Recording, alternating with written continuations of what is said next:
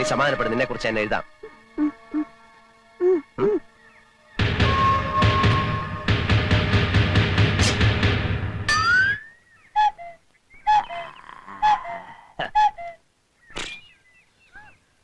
നീ എന്താ ഈ കത്തി വേഷത്തില്? ഫാൻസി ഡ്രസ് കോമ്പറ്റീഷൻ വല്ലതും ഉണ്ടോ? നന്നായിട്ട് ചേരുന്നുണ്ട്. എന്റെ ഒരു വേഷമേ നീ കണ്ടിട്ടുള്ളൂ. താമസിയാതെ പല വേഷങ്ങളും നിനക്ക് കാണാം. എന്നാ നീ ദിവസം ഓരോന്ന് ഇട്ടോണ്ട് വാ, ഞാൻ ഇവിടെ നിന്ന് മാർക്കിടാം. ഉണ്ണിക്കുട്ടൻ എന്താ പേടിച്ചിരിക്കുന്നത്? ഇതൊന്നും ചെയ്യത്തില്ല, നമ്മുടെ അപ്പുക്കുട്ടൻ. അമ്പട്ടൻ. എടാ നീ കത്തി ഒളിപ്പിക്കണ്ട. നേപ്പാളി ഭാഷയിൽ അമ്പട്ടൻ എന്ന് പറഞ്ഞ അപ്പുക്കുട്ടൻ എന്നാ. എന്താ അശോകൻ അപ്പുക്കുട്ടൻ എന്നെ കാണാൻ ഇങ്ങോട്ട് വന്നത്? എന്നെ മോശക്കാരനാക്കി നാട് കടത്താനുള്ള നിന്റെ മോഹം ചീറ്റിപ്പോയി എന്ന് പറയാം. ആഹാ. എന്നെ തോൽപ്പിക്കാനുള്ള നിന്റെ എല്ലാ ശ്രമവും ഞാൻ പരാജയപ്പെടുത്തും.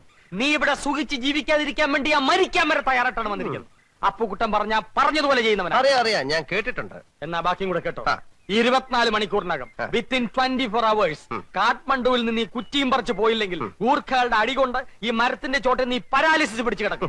ആരശിമൂട്ടി അപ്പുക്കുട്ടനാണ് പറയുന്നത്. പിന്നെ നീ വിളിച്ചാലോടനെ വരാൻ ഗൂർഖകൾ നിന്റെ അളിയന്മാരല്ലേ? അതിലൊരുത്തൻ എന്റെ അളിയനായി. അവനെ വിളിച്ചോട്ട് വേടാ. ഊശിയാക്കാതെ വാശിയോടാണ് പറയുന്നത്. ഞാനും വാശിയോടാ പറഞ്ഞത്.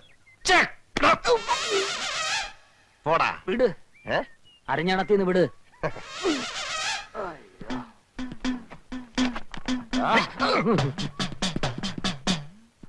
കോഹോ അമ്പട്ടൻ പാരാ. ആ പാരാ.